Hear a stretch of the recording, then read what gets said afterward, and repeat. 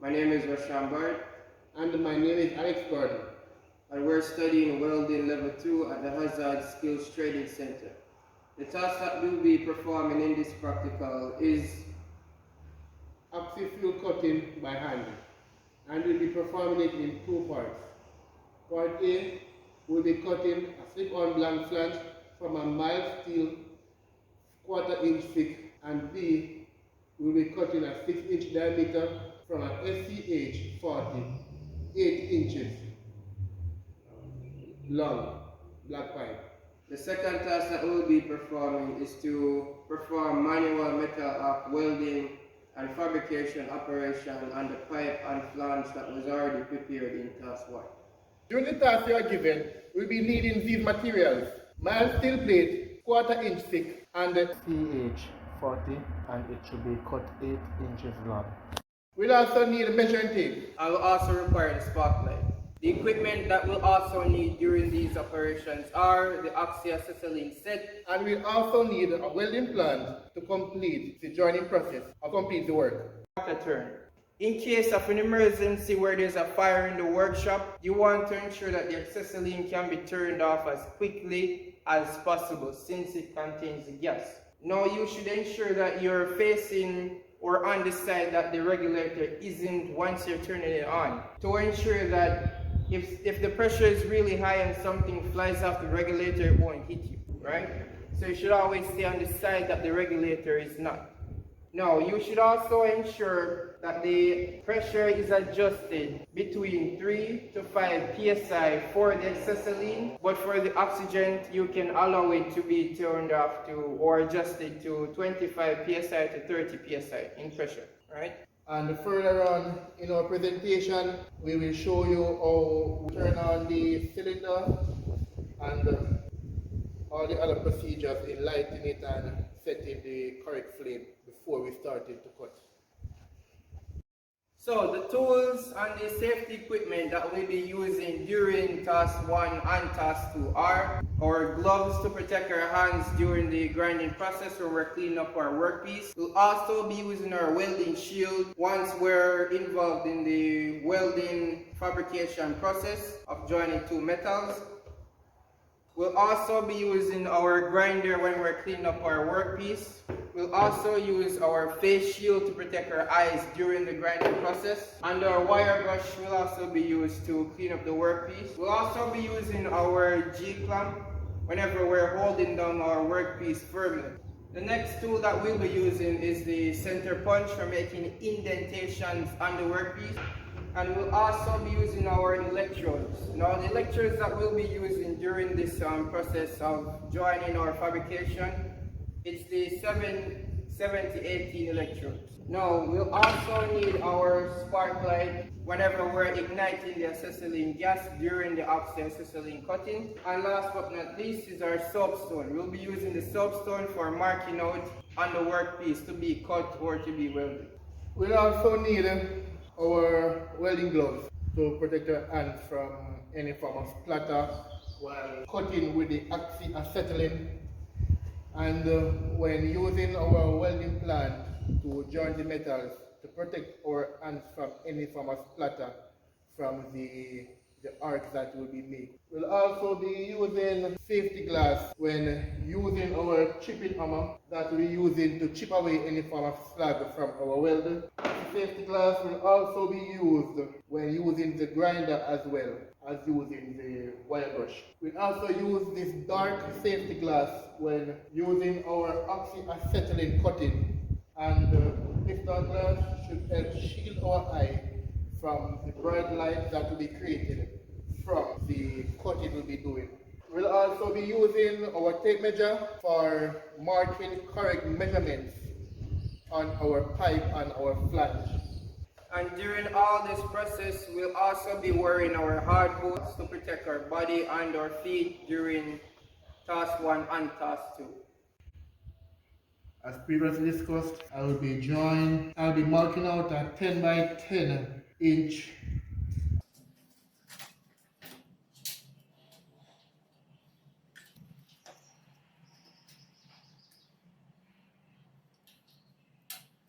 I will now use my mitre square connect the lines together. I will now use my tape measure again to check for accuracy. And as you can see, I got 10 by 10 right here. I got 10 inch right here, and I will check right here, and this is where my 10 inch will stop. And I will go from this direction to mark and get my 10 inch, and my 10 inch is right at the exact point that it should be. So I'll be checking for accuracy again. I got 10, and I got 10 inch again, and I got 10 inch. So I have my 10, 10. In order to find the circle, I will need to find the center of the square. So what I will do is, I'll go from the edge and I would minus 1 inch, or mark off 1 inch. And I'll go to this edge as well, mark off 1 inch. And I'll go from this edge as well and mark off 1 inch. And mark off 1 inch. In order to find the center now, I measure the distance between these two lines that I mark, and I get 8 inch. The center of 8 inch is 4, so I'll mark 4. 4 right here, and I check this other side, I got 8, and where the 4 inch is, I'll mark it with my soapstone. Alright, so from the center of where my circle will be, I will use my center punch to make an indentation to signify where the center of my circle will be. Just in case when I am making the indentation and I don't make a mistake and hit my hand, I will put on my safety gear, which is my gloves. I will put the center punch directly where I mark the center of where my circle will be, and I'll make an indentation now. I'll take my tape measure and mark off 4 inches right around until I am able to draw a proper circle. And as you can see, there is an outline of a circle. What I will do now, I have a grinding disc here, and this grinding disc is exactly 8 inches. In order to get a perfect circle, I will put the grinding disc over the lines that I draw, and use my chalk and match all those lines. And voila!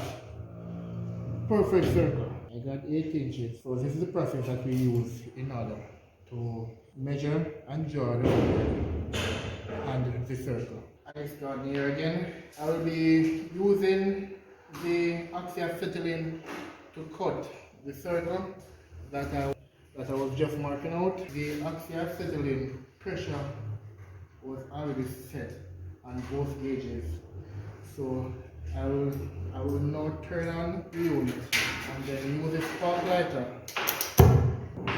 I will adjust the gas gauge in order to get rid of most of the carbon, and then I will give it little oxygen.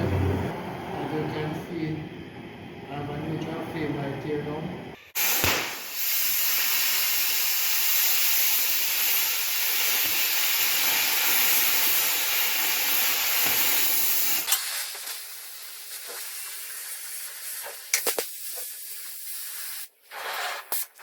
Okay, so this is the pipe that we're going to work with. It's called the SCH block pipe, and we're just going to measure 8 inches where we're going to cut the pipe. So first you're going to use the tape measure, put it on the edge, measure 8 inches, use the soapstone and make a mark, turn it just a bit and do the same again.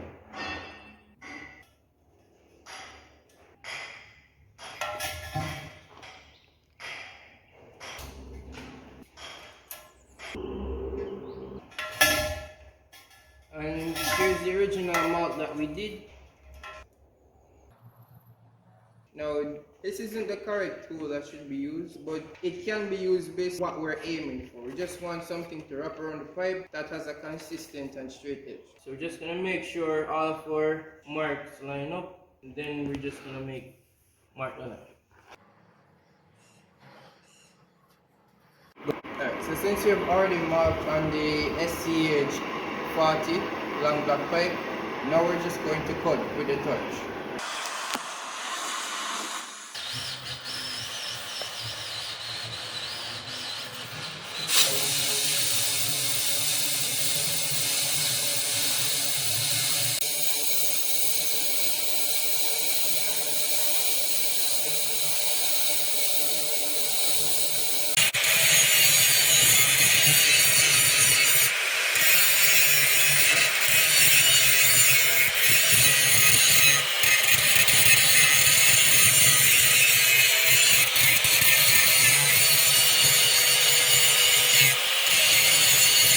So we have already cleaned up our flange. Now we're about to clean up the SCH 40 black pipe. So always ensure you have on our long sleeve, our gloves, and our safety equipment, which is the face shield.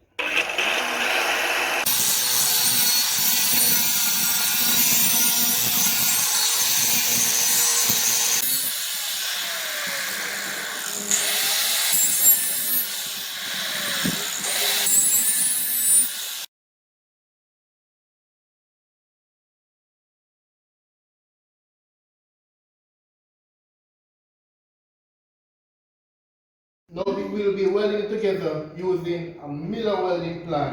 This is the stinger or the electrode holder, and this is our ground or our earth that will be grounding the metal to in order to weld it. This is our power supply. In case anything, we shut it off. The plant won't work unless it is turned on. Now I'll be welding the flange and the pipe together.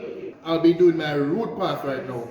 I'll be drawing my arc and maintain 1/8 inch above the metal.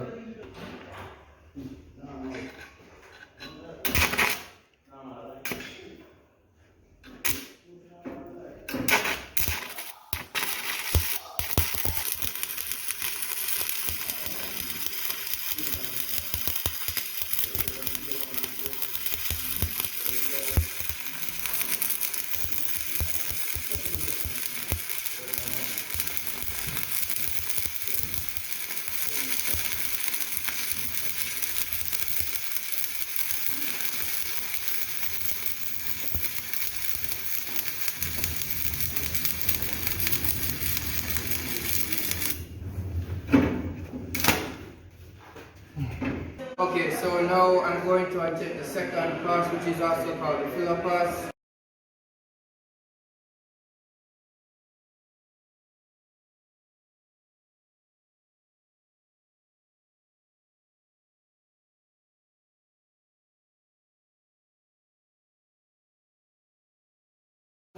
We will be doing the final pass, which is called the cap.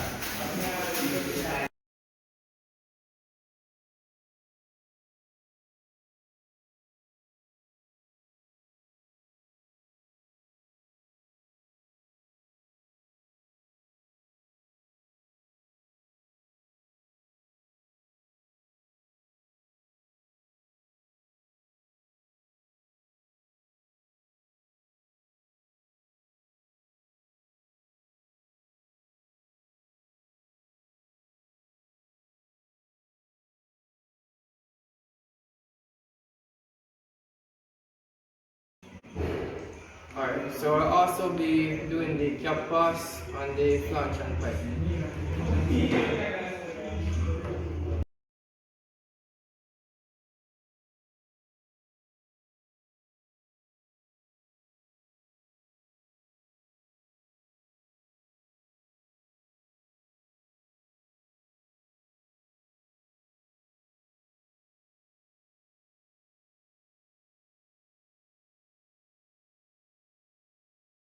Okay, so this is the finished product of performing manual metal arc welding and fabrication operation on the pipe and flange.